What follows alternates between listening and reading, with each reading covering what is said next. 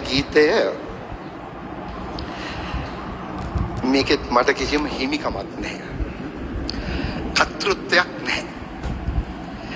කර්තෘත්වයක් නැත්තම් මිනිහ උඹ කියන්නේ කියලා හිතෙන්නේ නෑ. ඇත්තෙන්ම මේ කර්තෘත්වය කියලා කියන්නේ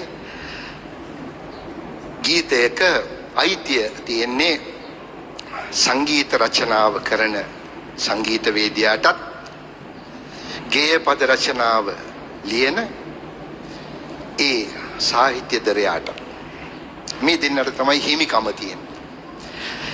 ගායකයා කියලා කියන්නේ ඔබ වෙතට මේ ගීතය අරගෙන එන වාහකයා.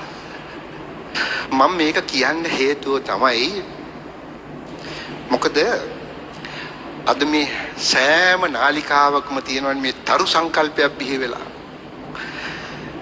මේ ඔක්කොම කියන්නේ අනුන්ගේ දේවල්. කිසිම දවසක මම මේ ගීතයට හරි ආදරෙයි.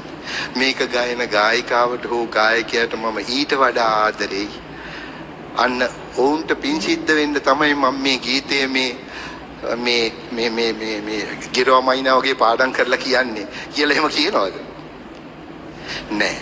එහෙම සදාචාරාත්මක දේවල් අපේ මේ ලංකාවෙන් දැන් අතු ගෑවිලා ගිහින් ඒ කෘතවේදීත්වය කොහෙවත් නෑ.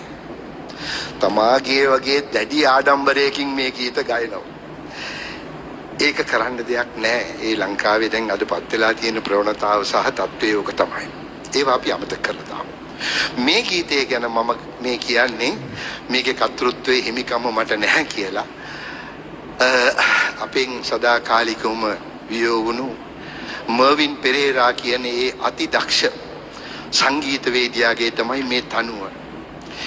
එතුමා තනු හැදුවා විතරක් නෙවෙයි ඊටාම අපූර්වට ගායනය කළා.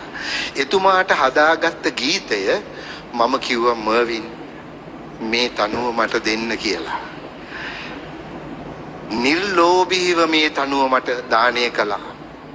ඒ තමයි මේ පාවේ වලා ඈත කඳු බලා කියන ගීතය. මා හිතනවා මම ගීත ශාස්ත්‍රයට ප්‍රවිෂ්ටය අරගෙන මගේ දැඩි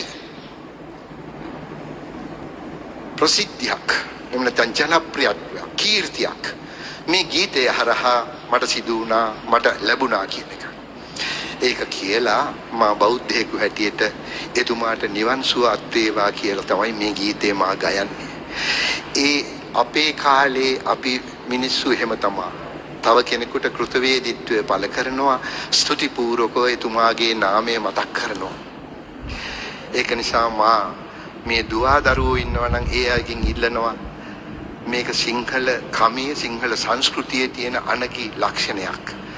ඒක ඔබත් හුරු කරගන්න පුරුදු කරගන්න කියලා. ඔබට දැන් ගායනවා පාවේ වලා ඈත කඳු වලා